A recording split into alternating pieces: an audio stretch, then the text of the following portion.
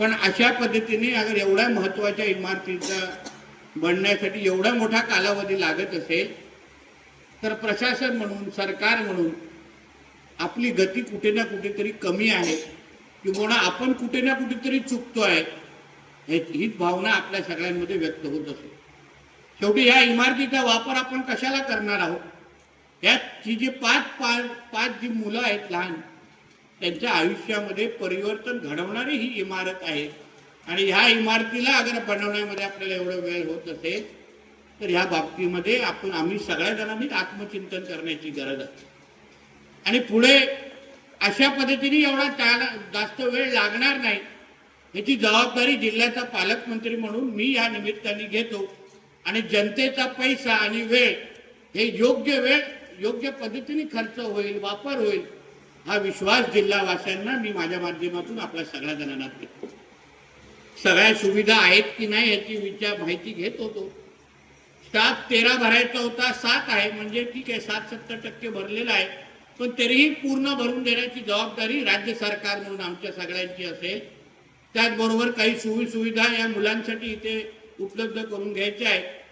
उदाहरण मी विचारलं का बाबा इथे राहण्याच्या दृष्टिकोनातून त्यांना काय काय तुम्ही देत आहे, खेळण्यासाठी काय देत आहात का, मनोरंजनासाठी काय देत आहात का, ते नुसतं इथे झोपण्यासाठी आणि शाळेत जाऊन परत येण्यासाठी पर्यंत ही इमारत नाही आहे, पण त्यांच्याही आयुष्यामध्ये त्यांनाही मनोरंजनाच्या काही गोष्टी दिसल्या पाहिजे। अन्य मुलांच्या आयुष्यामध्ये ज्या आनंद घेण्यासारख्या ज्या गोष्टी आहेत त्या सगळ्या गोष्टी ह्या मुलांच्या पण आयुष्यामध्ये आपण उपलब्ध केल्या पाहिजे अशी माहिती मी यांच्याकडून घेत असताना त्यांची थोडी तयारी आहे, पण ती पूर्ण तयारी करून घेण्याची जबाबदारी ही माझी आणि कलेक्टरांची असेल हे मी विश्वास आपल्याला ह्या निमित्ताने मी आपल्याला देतो। शेवटी सिंधुदुर्गामध्ये आणि ज्या जिल्ह्याचा पालकमंत्री मी आहे तिथली ही इमारत आहे म्हणून संबंधित मी अधिकाऱ्यांना सांगेन की इथे कुठल्याही पद्धतीची आयगाय मी सहन करणार नाही। जे काही जेवण आपण ह्या मुलांना देणार आहोत, जे काही आहार या मुलांना देणार आहोत ते माझ्या घरातल्या ज्या मुलांना जे भेटतं त्याच दर्जेचा देण्याची जबाबदारी आपल्या सगळ्यांची असली पाहिजे आणि त्याच्यावर बारीक लक्ष हे माझं असेल हे मी अधिकाऱ्यांना नेमकं सांगतो। कुठलीही तक्रार मला नको, छोटीही कुठली तक्रार असेल तर परत माफी मिळणार नाही एवढं मी शब्द हे तुम्हाला एवढं तिथे सांगून दाखव। म्हणून कुठे हायगाय करू नका, कुठेही इकडे तिकडे काही विचार करू नका।